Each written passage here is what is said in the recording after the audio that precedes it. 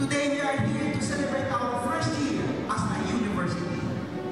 Today together we honor the journey, our journey, na puno ng sakripisyo, dasal at bawat paniniwala.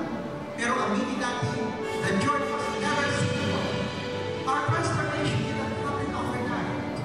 It was the result of years of perseverance, of days and nights filled with research activities, academic reforms, partnership, accreditation, and coordination.